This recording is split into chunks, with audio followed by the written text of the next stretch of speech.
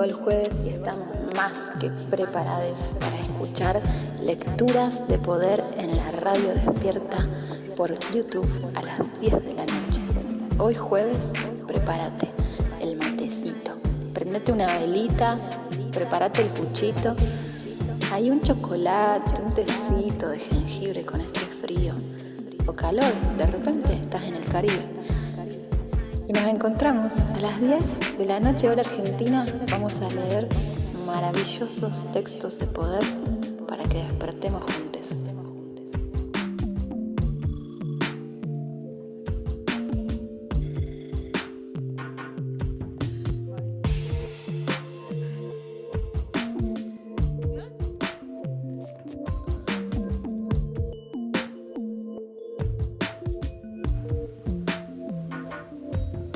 Iniciamos así, con afecto, para todos los viajeros que se adentran a lo desconocido.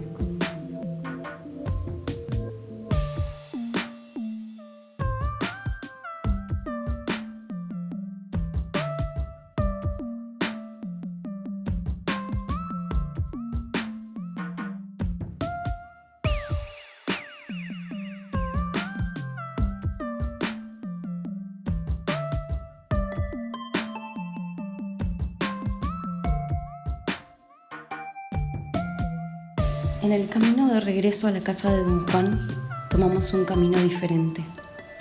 Era empinado y estaba surcado por la lluvia, y las inundaciones repentinas habían erosionado la tierra arcillosa. Después de una hora de caminata, Nélida me tocó la cabeza con un movimiento rápido de su dedo. «¿Estás hablando contigo misma de nuevo?», dijo en tono de advertencia. Era cierto. Me estaba quejando internamente de que me dolían los músculos y de cómo deseaba tener más destreza física para seguir el ritmo de alguien del doble de mi edad. Me reí por puro nerviosismo. No son los músculos los que necesitas para caminar, me corrigió Nélida. Es la fuerza interna. Caminar con fuerza interna requiere muy poco esfuerzo. De hecho, ninguno en absoluto. Ella dejó de caminar y me pasó la mano por la columna para informarme de que 2 corrientes fluían a ambos lados de la columna vertebral. Cuando te llevé a esta caminata fue para almacenar tu energía y equilibrar tus fuerzas positivas y negativas, no para agotarlas, dijo. Estos canales están interconectados con otros, uniendo los órganos internos con los músculos, los tendones y la piel. Explicó que cuando los hechiceros ven el cuerpo energético, ven que está formado por una fuerza sutil que fluye a través de canales bilaterales y simétricos que unen el frente y la parte posterior del cuerpo para formar un circuito continuo. Para un vidente, parece un huevo o un capullo luminoso que rodea el cuerpo físico. Entre los omóplatos, a un brazo de distancia, hay un punto de intensa luminosidad que ella llamó el lugar de la conciencia.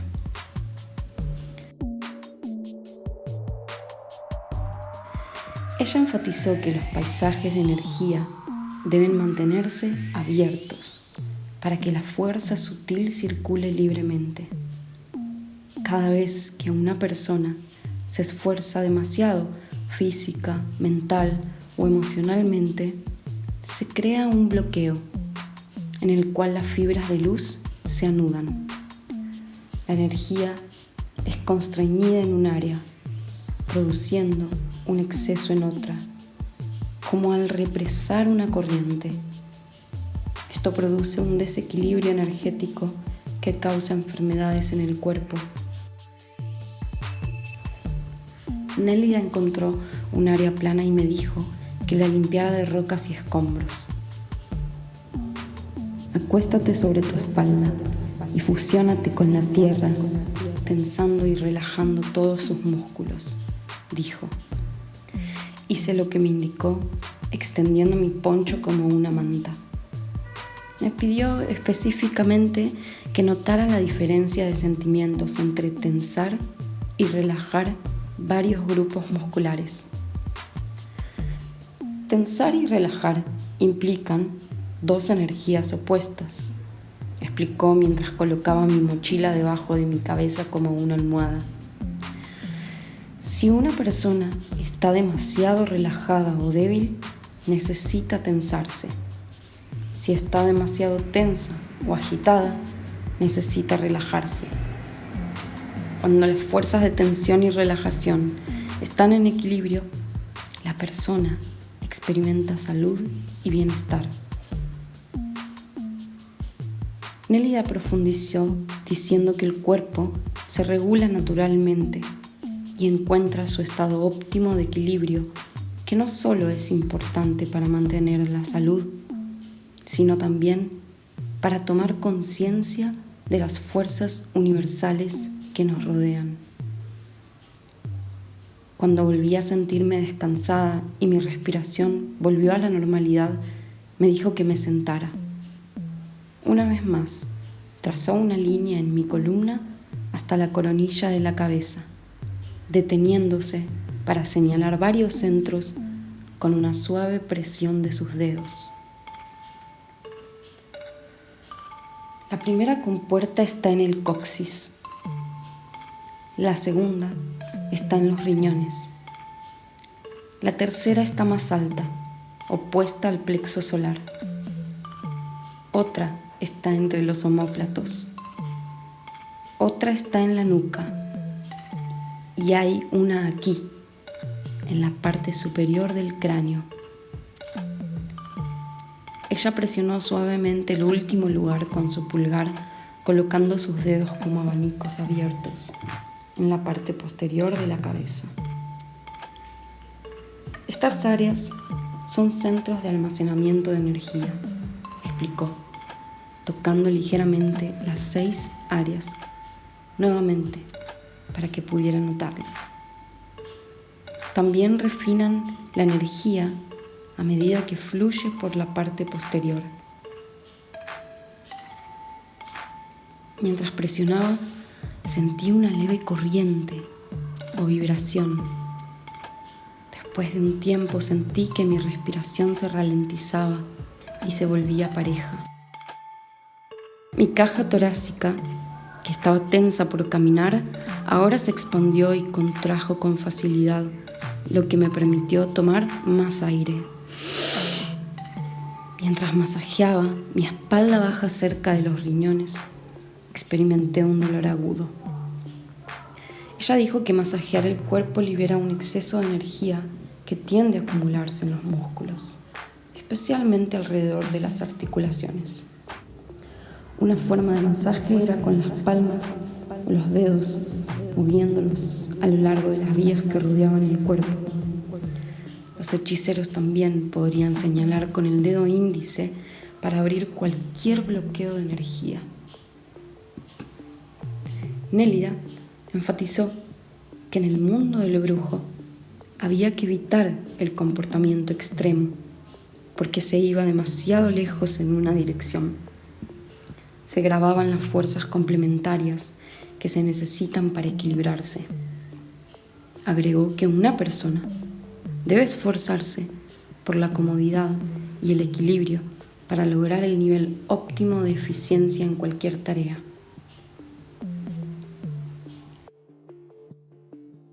El centro de la vida y el bienestar está en el cuerpo energético, dijo ella, subiendo nuevamente un dedo por mi columna vertebral.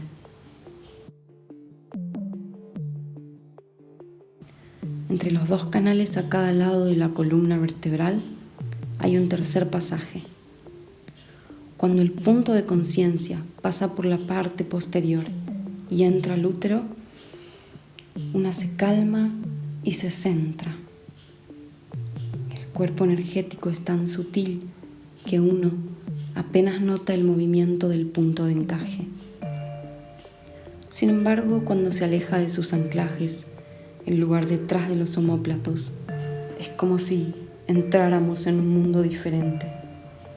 Toda lucha humana parece insignificante. Por un tiempo nos sentamos en silencio.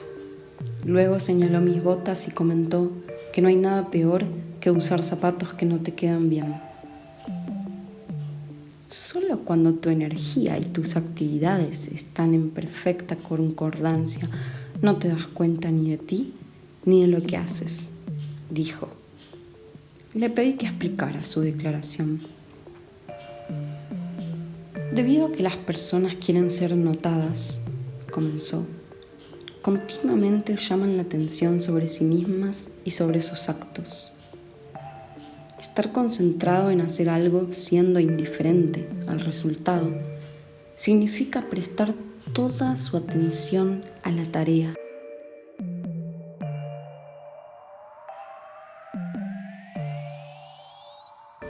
El estado más efectivo para un acechador, continuó Nélida, es estar completamente absorto en el momento, de modo que uno no desperdicia energía pensando en el pasado o el futuro. Le pregunté si no era irrazonable preocuparse por si uno estaba excediéndose o no. Nélida respondió que uno nunca debe preocuparse por nada, porque preocuparse significa que uno ya está desequilibrado.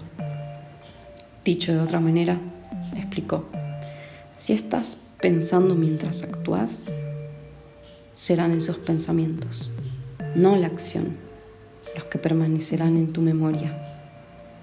Por otro lado, si estás en silencio mientras actúas, cuando intentas recordar las acciones, habrá poco que recordar. Es por eso que los hechiceros dicen que el yo es una idea. Cuando entiendes esto y dejas de mantener tu monólogo interno, otra conciencia asciende al primer plano. Cuando pensé en lo que había dicho Nélida, parecía coincidir con lo que había sentido al realizar la recapitulación. Había experimentado una especie de retirada, una separación de mí misma y del mundo, tal como lo conocía. Una parte de mí, que consistía en todo lo que recordaba haber experimentado en el mundo, parecía haberse desprendido y estaba flotando sin problemas. Detrás de esto yacía un sustrato de conciencia que era silencioso, vasto y vacío.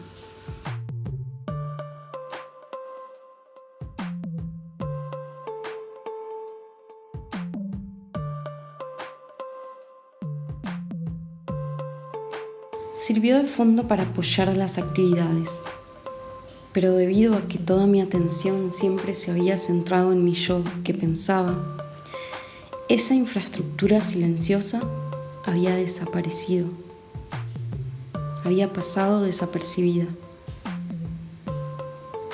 Con la recapitulación, la distinción fue clara. Existía una separación entre yo como un conglomerado de ideas, sentimientos, actividades y esta otra conciencia indefinible y silenciosa. Mientras recapitulaba, le dije a Nélida, parecía que la conciencia ya no estaba unida a mi yo familiar.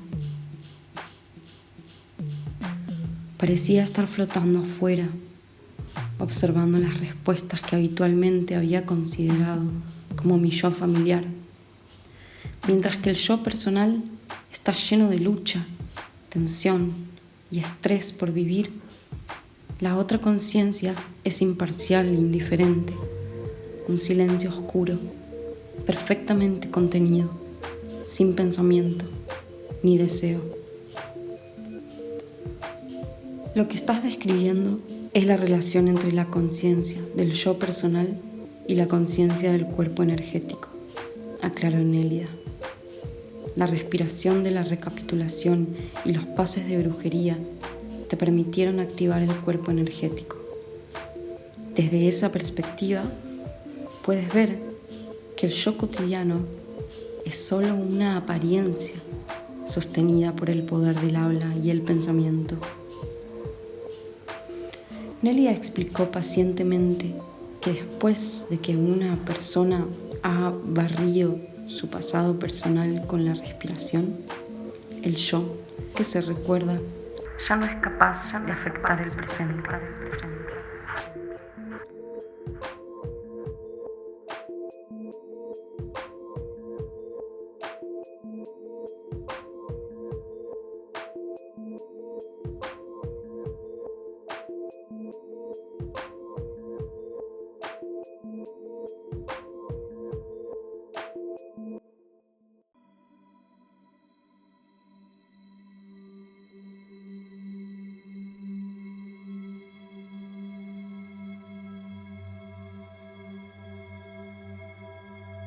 Cuando pensé en lo que había dicho Nélida, parecía coincidir con lo que había sentido al realizar la recapitulación. Había experimentado una especie de retirada, una separación de mí misma y del mundo tal como lo conocía. Una parte de mí, que consistía en todo lo que recordaba haber experimentado en el mundo, parecía haberse desprendido y estaba flotando sin problemas. Detrás de esto yacía un sustrato de conciencia que era silencioso, vasto y vacío. Sirvió de fondo para apoyar las actividades. Pero debido a que toda mi atención siempre se había centrado en mi yo que pensaba, esa infraestructura silenciosa había pasado desapercibida. Con la recapitulación, la distinción fue clara. Existía una separación entre yo como un conglomerado de ideas, sentimientos, actividades, y esta otra conciencia indefinible y silenciosa. Mientras recapitulaba, le dije a Nélida, parecía que la conciencia ya no estaba unida a mi yo familiar. Parecía estar flotando afuera, observando las respuestas que habitualmente había considerado como mi yo familiar. Mientras que el yo personal está lleno de lucha, tensión y estrés por vivir, la otra conciencia es imparcial e indiferente. Un silencio oscuro, perfectamente contenido, sin pensamiento ni deseo. Lo que estás describiendo es la relación entre la conciencia del yo personal y la conciencia del cuerpo energético, aclaró Nélida. La respiración de recapitulación y los pases de brujería te permitieron activar el cuerpo energético. Desde esa perspectiva, puedes ver que el yo cotidiano es solo una apariencia sostenida por el poder del habla y el pensamiento. Nélida explicó pacientemente que después de que una persona ha barrido su pasado personal con la respiración, el yo que se recuerda ya no es capaz de afectar el presente. ¿Una persona todavía usa el yo para interactuar?, pregunté. Lo usa, pero al mismo tiempo sabe mucho más que creer que lo que ve es todo lo que hay en el mundo, respondió Nélida. No entiendo, dije. ¿Podrías ser más específica? Una persona usa el yo y el cuerpo físico en situaciones cotidianas, pero sabe que es una fachada, solo para mostrar, explicó Nélida. Como una fachada, tiene un frente elaborado, sin nada detrás. Uno ya no cree que el yo sea importante o todo lo que hay que ser. Uno ve todo como un desatino controlado flotando en un mar de misterio. Nélida enfatizó que el desapego ocurre naturalmente una vez que la conciencia ya no se identifica con el yo personal. Cuando el yo que piensa permanece al servicio de la conciencia pura, uno se vuelve cada vez más tranquilo. Además, nuestras acciones son fáciles y eficientes.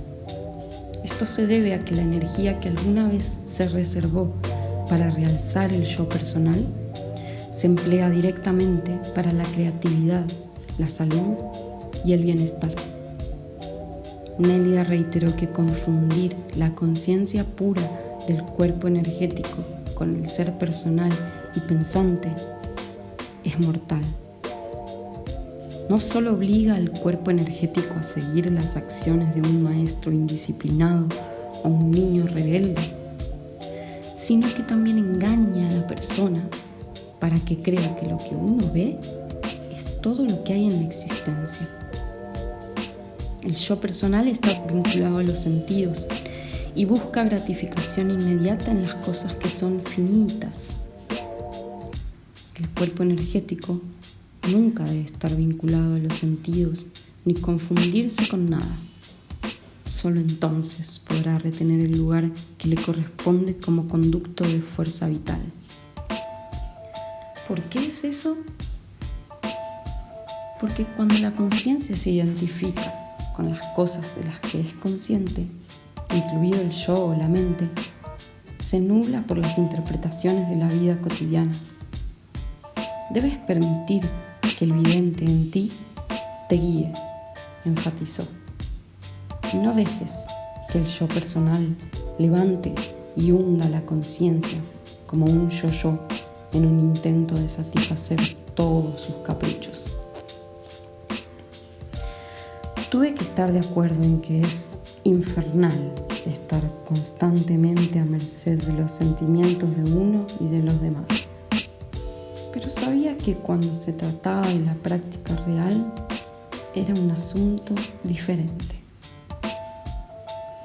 Lo que está involucrado es un darle la vuelta a la tortilla, continuó Nélida. Y eso solo se puede hacer volviendo la atención al silencio, que está más allá del habla y el pensamiento. ¿Qué es exactamente la conciencia pura?, pregunté. La conciencia del no ser, dijo. Es un vínculo directo a una fuerza que los hechiceros llaman intento. Una fuerza que no es el yo, pero que da lugar a todas las cosas, incluido el yo.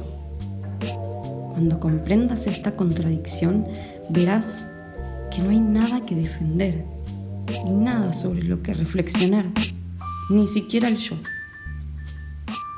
Después de un largo silencio, Nélida continuó diciendo que la mente experimenta una armonía perfecta cuando los canales derecho e izquierdo del cuerpo se fusionan y la conciencia cruza el cuerpo energético. Este estado es reflejado por un movimiento específico del punto de encaje. Cuando uno está centrado, es fácil ver la energía directamente, explicó Nélida, porque el cuerpo físico ya no hace lo que él siente. Si intentas recordar cómo se siente tu cuerpo cuando está en un estado de mayor conciencia o cuando experimentas las líneas del universo, te garantizo que tendrás dificultades para recordar estas sensaciones. Tuve que estar de acuerdo. Cualquier sentimiento que experimenté durante la recapitulación en la cueva o en los árboles era tan diferente de los sentimientos que estaba acostumbrada a tener que luego no pude recordarlos. Eso es porque en los árboles estabas operando directamente desde tu cuerpo energético, tal como lo estás haciendo ahora mientras estás conmigo. En los árboles, tu cuerpo energético se despertó. Suspender a alguien de los árboles es una maniobra de brujería para romper la fuerza que la gravedad ejerce sobre el cuerpo físico y consolida el cuerpo energético. Explicó que todas las experiencias dejan un rastro en el cuerpo. Mantenerse erguido, por ejemplo, implica una cierta distribución de presión y peso en las piernas y también una tensión y relajación de ciertos grupos musculares. Sentarse implica un patrón diferente de conciencia corporal, dependiendo de cómo la gravedad ejerza su fuerza sobre el cuerpo físico. Estar suspendido de los árboles o treparlos rompe la fuerza de la gravedad y permite que el cuerpo energético se haga cargo, dijo. Además, el hecho de que no había horizontes lejanos te permitía concentrarte en la inmediatez del momento. Y como no tienes una historia de sentimientos para actuar en el momento sin reflexión, te volviste silencio, porque no tenías palabras para describir lo que estabas haciendo. Por eso es tan difícil recordar lo que sucedió después de que te despertaste en los árboles. ¿Qué pasó exactamente? Estabas entrenando tu cuerpo energético para acechar, dijo Nelia.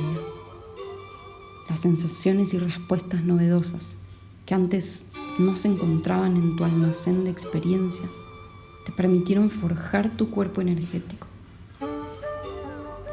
Ya has experimentado lanzar tu red luminosa y entrar en la caverna negra sobre tu cabeza. Estos también son casos de acecho con tu cuerpo energético. Nelia se recostó contra una roca, estiró las piernas y me dijo que me sentara en silencio mientras refrescaba mi memoria sobre no hacer.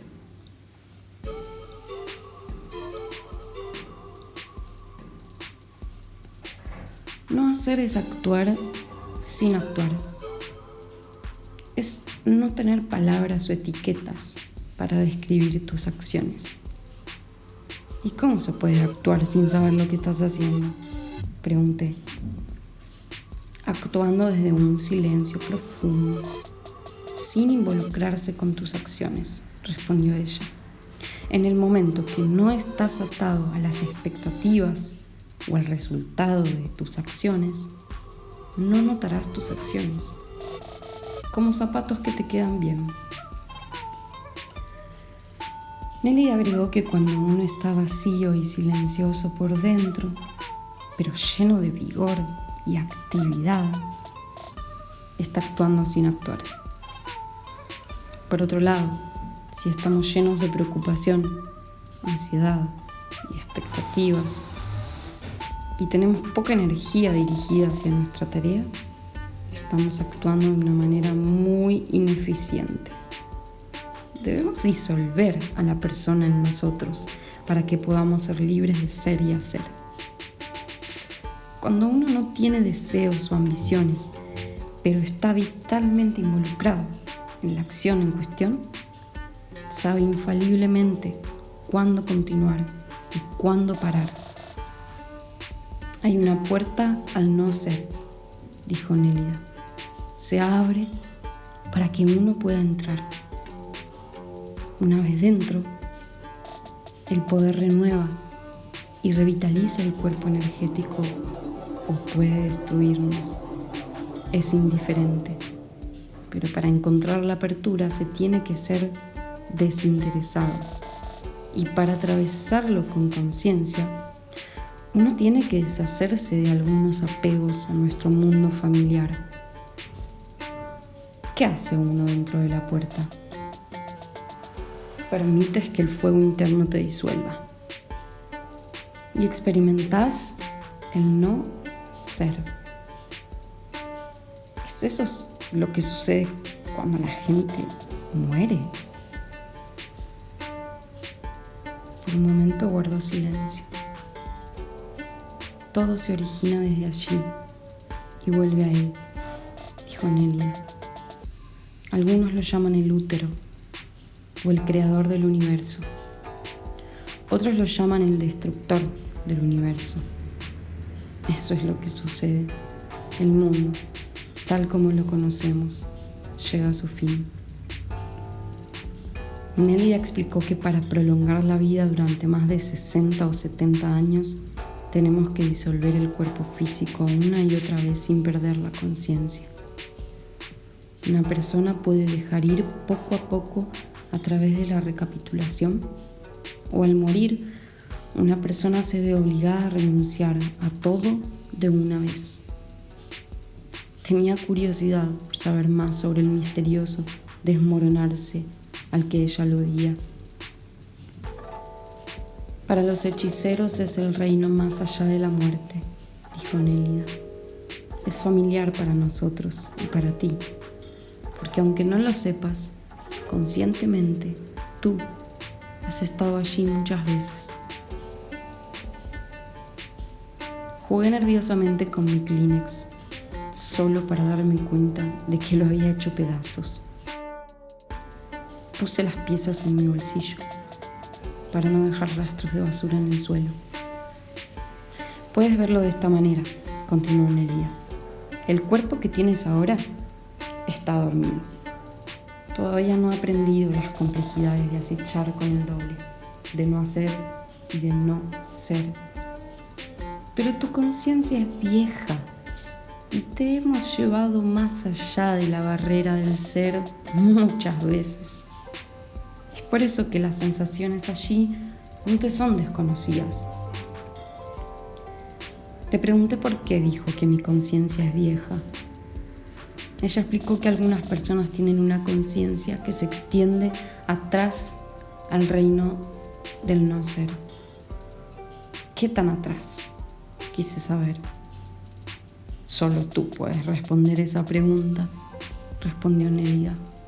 O más bien solo tu conciencia, que es vieja, puede decir que tan lejos ha viajado en el no ser. ¿Es como la reencarnación?, pregunté. No hay reencarnación, respondió ella. Tampoco hay pasado ni futuro. La conciencia es solo conciencia. Hay infinitas líneas que cruzan el universo. Cada una de ellas es un conglomerado de conciencia. Todo lo que digo es que tu conciencia ha viajado en otras líneas, además de la que amalgama este mundo. De repente me sentí aprensiva. Experimenté un momento de confusión en el que una parte de mí sabía algo, pero no podía decir qué era. Practica disolviendo tu cuerpo físico, recomendó Nélida. Solo así podrás responder tus preguntas, ir más allá de tu yo individual. Te pone en contacto con la antigua conciencia. Ya sabes por tu recapitulación que el yo es solo una tapadera, un escudo que usamos en el mundo. Para acechar con el cuerpo energético tienes que experimentar el no ser muchas veces y acumular conciencia para hacerlo reconocible. ¿Cómo puedo acechar con el cuerpo energético sin el Nahual o tú o Emilito para guiarme? Ya te dije que la mejor manera de no ser es dejar de hablar contigo misma, que puedes hacer todo por ti misma. También te dije que hacemos el mundo con nuestras palabras y pensamientos, que junto con acciones y sentimientos constituyen nuestro ser. No ser es no tener pensamientos, ya sea sobre nosotros mismos o sobre el mundo. Pero ¿cómo puede uno no tener pensamientos? No pensar no es algo. No pensar no es lo mismo que ser imbécil, dijo Nélida. Más bien te lleva a la conciencia pura y al silencio, que son los requisitos para no ser. Estar en el silencio interno, continuó Nélida, es no hacer juicios o distinciones entre el bien y el mal, yo y los demás. entonces y ahora. Y lo más importante significa no tener conceptos de ningún tipo. Intenta sentir y actuar con tu cuerpo energético. Entonces puedes evitar las trampas de pensar siempre en las cosas. ¿Está mal pensar en las cosas? No está mal. Pero es una distracción hablar siempre contigo mismo. Hacer esto y aquello nunca te llevará al cuerpo energético. Razonar solo produce un conocimiento limitado y una conciencia de mala calidad. Hay una manera mucho más inclusiva de entender, y eso es intuir directamente sin la intervención del pensamiento. Me sentí triste, abatida. Supe que cuando regresase a Los Ángeles y a la universidad, pensar y razonar sería todo lo que me esperaba. Hemos hablado de eso antes, me recordó Nélida. Todo se reduce a esto. Considera al yo como algo sin importancia. De hecho, tan poco importante que lo olvidas por completo. Luego, por fuerza, comenzarás a forjar tu cuerpo energético. ¿Y qué pasa cuando esté en la escuela y tenga que estudiar para un examen? ¿Cómo puedo usar mi cuerpo energético entonces? ¿Y qué pasa cuando estoy hablando con profesores y compañeros? Tocó la parte superior de mi cabeza y dijo que si uno es desinteresado, gradualmente los límites entre el perceptor y el objeto que se percibe desaparecen. Describió el desinterés no como una condición moral, sino como un estado impersonal en el que uno ya no se considera a sí mismo como una entidad separada. Un estado en el que no hay un concepto del yo que percibe ni de la cosa percibida. ¿Y qué siente la persona de ese estado? Nélida pensó por un momento y luego respondió: es como si uno hubiera perdido algo o lo haya perdido de vista y no pueda recordar qué es. Pero como no es importante, ya no está interesado en encontrarlo. Nélida dejó en claro que la razón por la cual el yo es generalmente tan apreciado es porque lo usamos como nuestro punto de referencia único y constante con respecto al mundo. Es el centro desde el cual pensamos, sentimos y damos forma a nuestra existencia, y lo hemos estado forjando desde que éramos niñas. Abandona el yo y elimina las fluctuaciones del pensamiento, continuó. De la misma manera, incluso tus pensamientos y el yo se borran. Luego puedes acechar con el doble. Entonces, ves a tus profesores y a tus compañeros de clase como un desatino controlado. Entonces todo es igual y puedes comprender cualquier concepto directamente con tu cuerpo energético. Entonces, eres verdaderamente capaz de tener un romance con el conocimiento sin la intervención del pensamiento y el yo. Estarás operando desde el punto del no ser, donde el yo personal ya no es tu punto de vista principal. Entonces el vidente te dirá qué es qué. ¿Por qué el no ser es tan importante? Pensar te hace hacer preguntas estúpidas, dijo. Las maravillas surgen de los reinos del no ser. Salud, visión clara, comprensión directa, poderes misteriosos.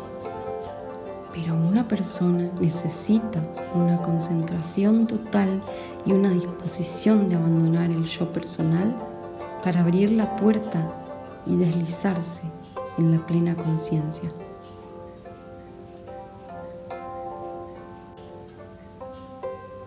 Nélida me escudriñó a la luz ámbar. ¿Estás dispuesta a dejar ir tu maravilloso yo? Preguntó a quemarropa. Por un lado dudé, pensando que ella quería decir que yo era realmente maravillosa, Entonces sentí, aunque sabía que ella se refería a lo contrario. Ciertamente lo espero, dijo, porque tu decisión será testada antes de que lo pienses.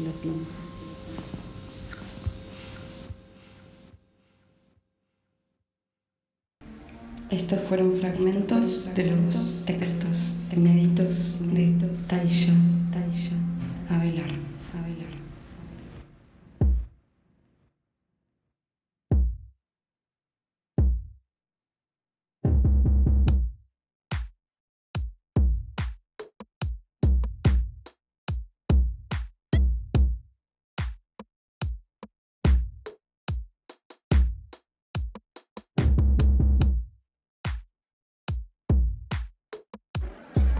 Después del primer impacto que produce el reconocimiento de una crisis, más allá del dolor y la confusión, necesitamos entender qué significa estar en crisis y develar cuál es el sentido profundo de este trance. Pues estar en crisis no es el fin del mundo, aunque lo parezca. Es simplemente el fin de un mundo y el comienzo de otro nuevo.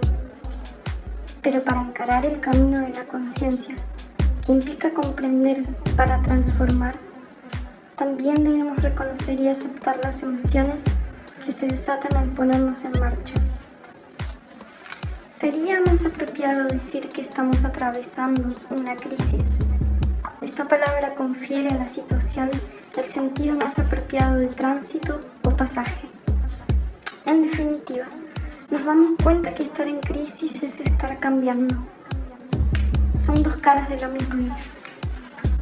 Verlo de esta forma también nos permite liberarnos un poco de la melancolía por la que está terminando y al mismo tiempo nos conecta con la parte más atractiva de una crisis, que es aquello nuevo que están haciendo.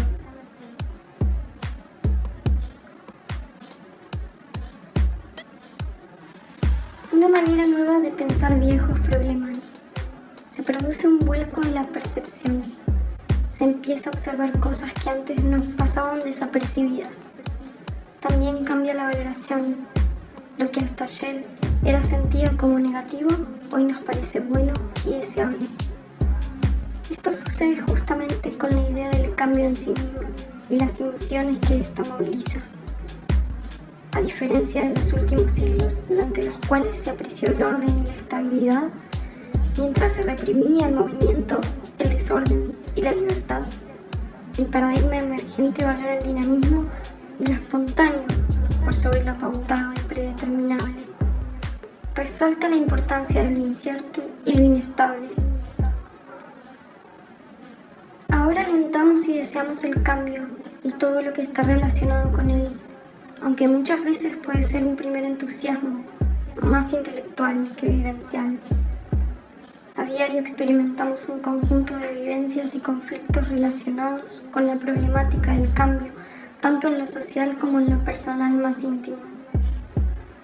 Estamos inmersos en la contradicción. Hemos crecido y vivimos en una cultura que aún sigue sosteniendo los valores más conservadores de la modernidad, aunque al mismo tiempo cambia vertiginosamente. Deseamos y apreciamos el cambio, pero en realidad es lo que más tememos y a lo que más nos resistimos. En una crisis se pone en juego esta implacable dialéctica, la de la muerte necesaria para el renacimiento. Vista desde la perspectiva de los procesos, una crisis es solo un punto de inflexión en una curva, un momento crítico en el devenir de algo que agotó su funcionalidad, que se hace ya innecesario y cuyo sostenimiento deja de facilitar el curso natural de las cosas y en cambio comienza a frenarlo. Lo viejo toca a su fin y debe morir para que nazca algo nuevo. Gracias a lo viejo estamos donde estamos. Nos trajo hasta aquí y en realidad, más que llorarlo, deberíamos agradecerle, pues solo a partir de este punto es posible seguir adelante. En este trance alquímico en el que lo viejo debe morir para transmutarse, reside, como bien reconocieron desde antiguo los orientales, tanto un peligro como una oportunidad. Hay peligro, pues nada nos garantiza que tengamos el aplomo y la claridad suficientes para elegir el buen camino. Pero también hay oportunidad, pues esa meta está mucho más cerca que nunca. Se ve así el alto potencial evolutivo y transformador de la crisis. Solo las turbulencias pueden generar un nuevo orden, un salto hacia otro estado. Las crisis de nuestro tiempo representan el impulso necesario para la revolución en marcha. Y una vez que comprendemos los poderes transformadores de la naturaleza, comprendemos que este es nuestro más poderoso aliado y no una fuerza que es preciso temer o mantener a raya. En una crisis están contenidas simultáneamente ambas posibilidades, su ahondamiento y su superación. Las mismas condiciones generan la coexistencia de las más nefastas consecuencias del momento, al lado de las incipientes señales de transformación. Su transformación. Parece de noche, pero en algún rincón del firmamento ya clarea la aurora. El camino del darse cuenta y el consecuente querer algo nos pone inevitablemente frente a la necesidad de cambiar. También nos confronta con las emociones negativas, que más de una vez nos van a hacer retroceder. Será mejor amigarnos con estas emociones, el miedo al cambio y todo lo que éste encierra, la ansiedad, el temor a lo desconocido, el dolor por las pérdidas, la desconfianza, la falta de valentía, la comodidad, la inseguridad. Nos acompañarán a lo largo del camino y si no les hacemos su lugar, nos pesarán más aún, como piedras escondidas en el fondo de nuestras mochilas. La apreciación del cambio en el nuevo paradigma emergente se asienta en uno de sus más profundos reconocimientos, el carácter creativo e inteligente de la naturaleza. En 1980 se publicaba el libro Gaia, una nueva visión de la vida sobre la Tierra. La visión que tanto había impactado sostiene que la Tierra, tomada en su conjunto, se comporta más como un organismo biológico que como una esfera inanimada de rocas y tierra.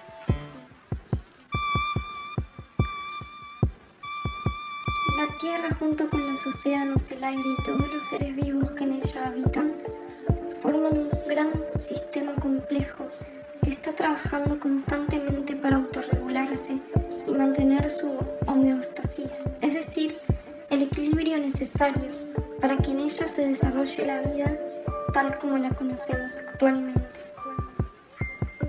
Durante décadas Gaia fue tan solo una hipótesis sugerente y como tal logró suscitar encendidas controversias entre los científicos. Fácilmente se le otorgó el rango a la teoría científica, pero al mismo tiempo su nombre galvanizaba algo que estaba sucediendo más allá de los cenáculos académicos.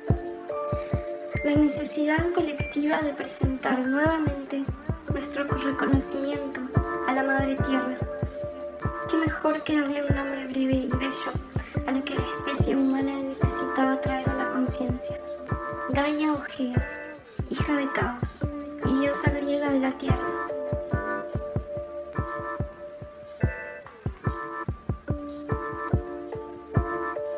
¿Qué significa decir que la Tierra está viva? ¿Cuál es el alcance de esta expresión? Es solo una metáfora, un recurso poético para inspirar a los ecologistas románticos, un arranque místico de un científico excéntrico, o se puede considerar una seria reformulación contemporánea de la vieja idea vitalista. Parece que esta ha sido la gran pregunta que aún despierta las más ácidas polémicas. Tal vez haya un poco de cada cosa, lo cual tampoco le quita méritos ni a la teoría ni mucho menos a su nombre. De todas maneras, visualizar al universo y a la Tierra como seres vivos, como vastos organismos que pulsan, que evolucionan, que se autorregulan, que originan a partir de sí a otras formas de vida, implicó para la ciencia varios desafíos simultáneos, como técnicos y filosóficos.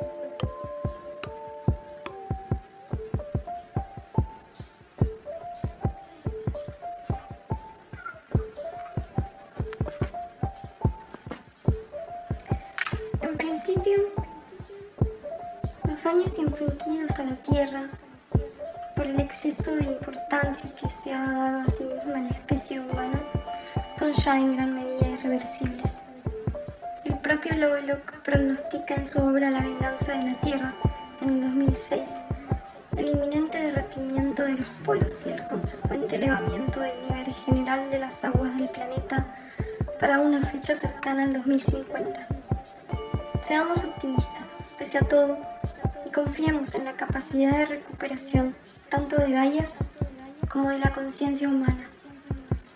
En principio, Gaia ha mostrado que junto con la rigurosidad científica se puede lograr un gran potencial poético e inspirador.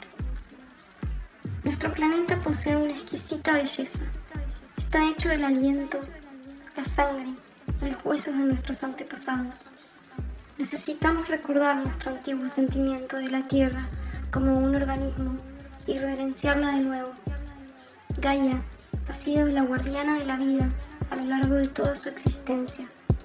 Y si rechazamos sus cuidados, lo haremos por nuestra cuenta y riesgo.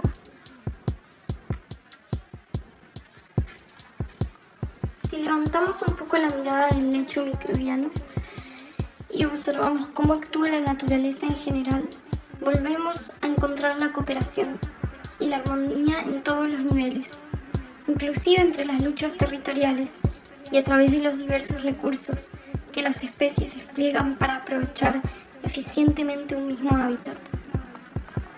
La competencia existe siempre como un mecanismo parcial dentro de un marco más amplio en el que las relaciones son claramente de coexistencia e interdependencia. La ecología y la etología ha descrito numerosos ejemplos, desde el comensalismo, las migraciones periódicas, el transporte colectivo, la protección y la limpieza que unas especies brindan a otras, hasta los casos más notables de coordinación grupal de los rebaños, las manadas, los cardúmenes o bandadas de pájaros que son capaces de avanzar, girar o cambiar el rumbo en forma simultánea sin que haya necesariamente un líder que dé las indicaciones. Todos estos estudios de la nueva biología, sin duda, permiten construir una visión completamente diferente de la naturaleza. Asombrosos ejemplos de cooperación, enorme capacidad de reciclaje y regeneración y, por sobre todo, una creatividad sin límites que da origen al impresionante despliegue de variabilidad y biodiversidad. Todas ellas son condiciones que muestran a la naturaleza no tanto como una poderosa obra de ingeniería o un inagotable reservorio de riquezas explotables, sino más bien como una exquisita obra de arte y una gran maestra. Hay una sabiduría y una belleza propias de la naturaleza, cuyo descubrimiento está llegando también hoy a Occidente a través de la nueva ciencia.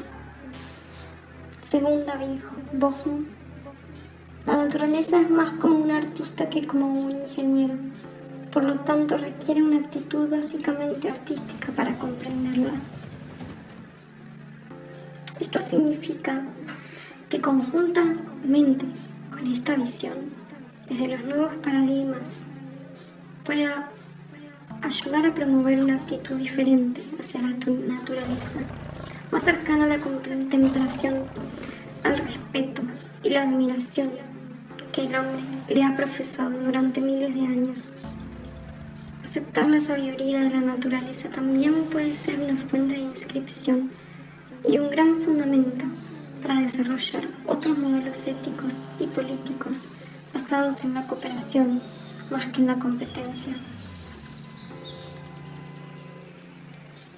El arqueólogo sudafricano Glenn Isaac, en 1978, ha propuesto la hipótesis de la cooperación.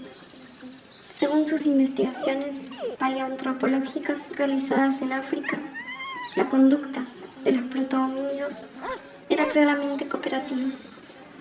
Después de una buena cacería, la comida era trasladada del punto donde se había abatido al animal hasta un lugar más seguro, donde era consumido en comunidad con los demás miembros del grupo. Esto significa reconocer que el compartir la comida ha sido uno de los actos fundadores de nuestra condición humana, lo cual es un descubrimiento revolucionario con profundas implicancias.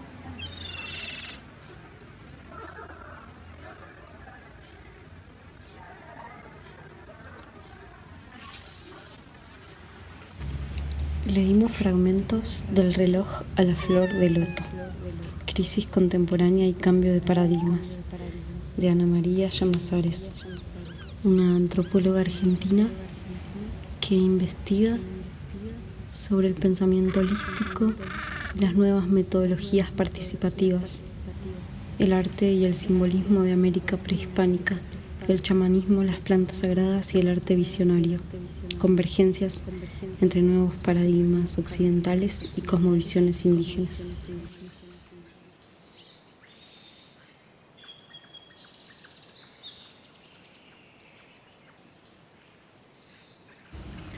La carta de la dualidad.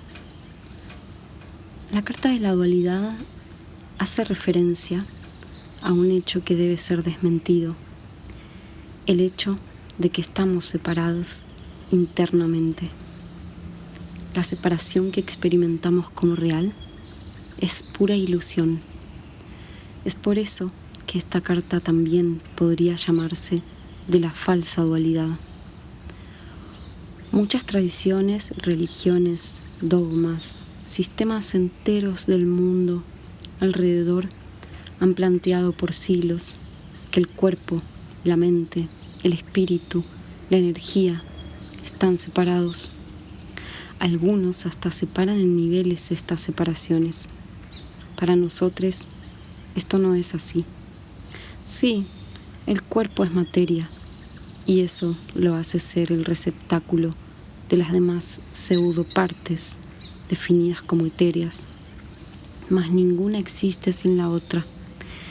Y esto hace que tal separación sea una ilusión proveniente de lo único que sí está separado de nosotros, porque realmente no es nuestra. Hablamos de la instalación foránea. Este es un tema delicado, pero imposible de eludir. La instalación foránea es una entidad extraterrestre que tiene tomada a la verdadera mente humana desde hace milenios. Los llamados voladores son seres inorgánicos antiquísimos que se alimentan de nuestra energía y se han instalado en la zona de la coronilla, donde se encuentra dormido el centro vital de la mente verdadera. Desde allí controlan nuestras emociones y pensamientos, y a través de llamaradas de energía que liberamos con estos estallidos emocionales recurrentes, estos seres se nutren. No es bueno ni malo, dice Don Juan. Es la condición predatorial del universo. Y la única forma de deshacernos de ella es siendo impecables, disciplina y una voluntad de acero. Mas cabe preguntar, ¿por qué casi nadie habla de la condición sinérgica del universo?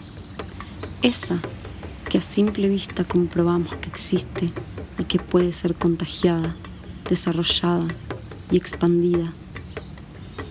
Esa condición en la que todas las partes o pseudopartes ponen al servicio una porción de su energía para el bien del todo. Así es como funciona desde un átomo hasta lo más macro. Cada parte acciona en su rol, en su vocación, y esto es en donde más y mejor puede servir. Las dudas constantes que tenemos sobre qué somos, cómo somos y por qué, y bla, bla, bla, no son nuestras, son de la mente del volador, la instalación foránea que nos consume lenta y sistemáticamente con sus ideas repetitivas, su carencia de concentración y sus consiguientes frustraciones. Tu ser verdadero, completo, ilimitado, unificado, ya sabe lo que es, ya sabe qué hacer, ya sabe todo, porque sabe que nunca estuvo separado. Lo primero que se puede hacer es aceptar estos dos hechos visibles, sinergia y depredación, y enfocar en la sinergia para debilitar a la depredación. Para esto, claro, precisamos energía. Este puede ser un buen comienzo para saber cómo recuperar nuestro potencial energético.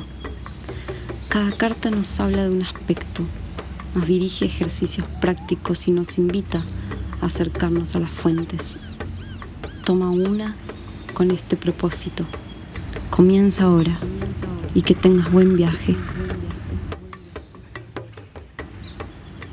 En el cosmos total prevalece la conciencia inorgánica, y dado que su intento es acrecentar la conciencia, somete a los seres vivientes a todo tipo de situaciones adversas con el propósito de incrementar su audacia y su inteligencia.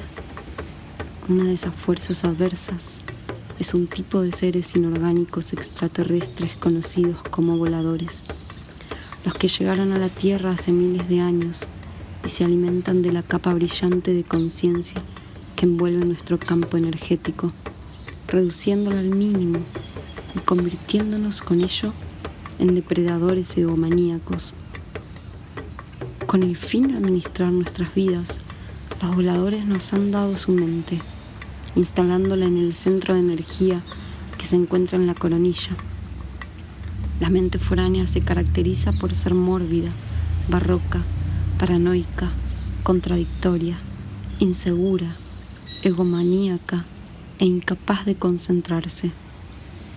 La mente, en el paradigma de los brujos videntes, es una instalación foránea.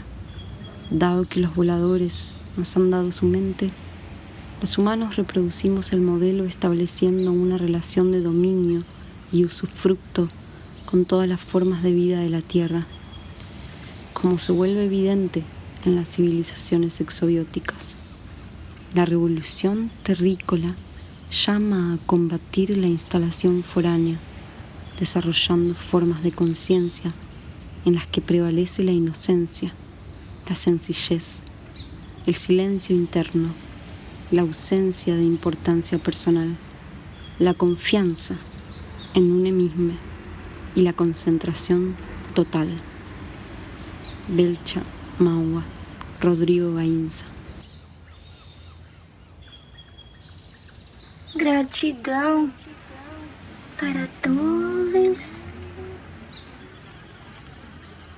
Que tengan sueños reveladores, poderosos. Nos encontramos el próximo jueves. Recuerden que pueden colaborar con nuestros cafecitos y apoyar nuestros proyectos en la galería o en los planes. Pueden saber más de nuestras propuestas para activar nuestro ser creativo.